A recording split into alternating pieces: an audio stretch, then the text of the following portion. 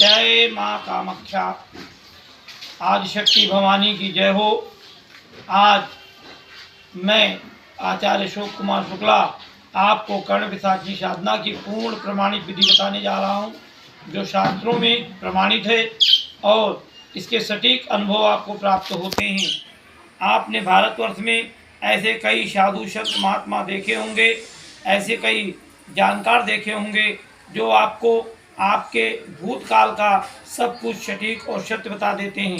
इन्होंने कर्ण विसाखी कर्ण मातंगी साधना सिद्ध की होती है और उसी के द्वारा ये आपको आपके भूतकाल का सब कुछ बता देते हैं। आज इस साधना को बताते हुए मैं गौरवान्वित अनुभव कर रहा हूँ कि आप लोग इस साधना को करके और इस भ्रम को पूरी तरह से नेस्तनाबूद कर दें कि सिद्धियां नहीं होती हैं। यह सिद्धि प्रथम बार 11 दिनों में, द्वितीय बार 22 दिनों में और तीसरी बार 33 दिनों में, चौथी बार 44 दिनों तक करनी होती है। वैसे ज़्यादातर साधकों को प्रथम या द्वितीय बार में ही सफलता मिल जाती है। इस साधना को करने से पहले हमें अपना मन पूर्ण रूप से स्थिर कर लेना चाहिए, क्योंकि यह साधना बीच में छोड़ देने पर आपको नुकसान हो सकता है। अतः सबसे पहले मन को पूर्ण प्रमाणित करें कि मैं इस साधना को करके ही रहूँगा, चाहे मेरी जान क्यों ना चली जाए। इस संकल्प के साथ जब आप इस साधना में उतरेंगे तो आप इस साधना को पूर्ण सिद्ध कर पाएंगे।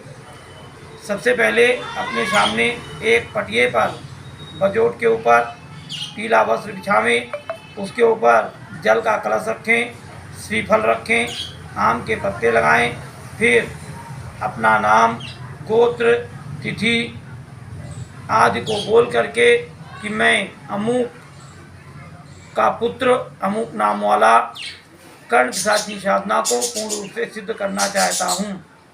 गणेश गौरी नवग्रह का प्रथम दिन पूजन करें, फिर गणेश जी के मंत्र का 5 माला जप करें। यदि आपने गुरु दीक्षा ली है तो गुरु मंत्र का आप 5 माला जप करें। नहीं गुरु मंत्र लिया है तो शिव जी के किसी भी मंत्र का, जैसे ओम नमः शिवाय का 5 माला जप करें।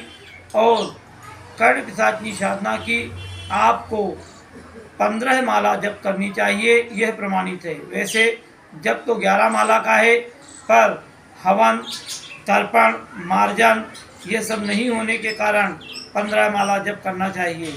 इसमें शुद्ध गाय के घी का दीपक प्रज्वलित करना चाहिए। अगर आप पूरे समय प्रज्वलित कर सकें तो अति उत्तम, और नहीं तो आप उसे जो है पूजन के समय जलने दें। सायंकाल भी आपको इतनी ही माला का इसी विधि से जप करना है और 11 दिन में यह प्रमाणित है।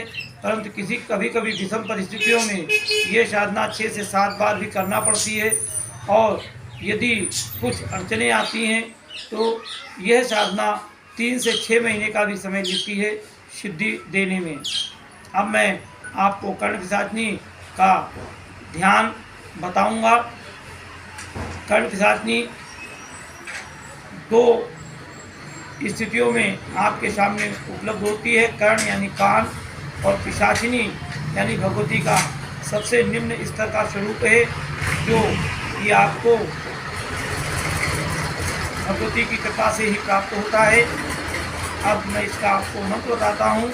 ओम नमः कर्ण विसाखिनी अमोघ सत्यवादिनी मम कर्णे अवतर अवतर अतीतानागत वर्तमान दर्शे दर्शे मम भविष्य कथे कथे ह्रीं कर्ण विसाखिनी नमः स्वाहा। ओम नमः कर्ण विसाखिनी अमोघ सत्यवादिनी मम कर्णे अवतर अवतर अतीतानागत वर्तमान दर्शे दर्शे मम भविष्य कथे कथे ह्रीं कर्ण विसाखिनी नमः स्वाहा। इस साधना में आपको अपने कान में कुछ शब्द श्रवण की स्थिति में आते हैं। आपके मन में उठे हुए प्रश्न का उत्तर मिलता है, और यह भविष्य के बारे में कुछ भी नहीं बताती, केवल आप अपने अनुमान से ही कह सकते हैं। भविष्य की जानकारी के लिए आपको दुर्गा, पंचांगुली, मातंगी इनकी साधनाएं करनी होती हैं। जय माता दी।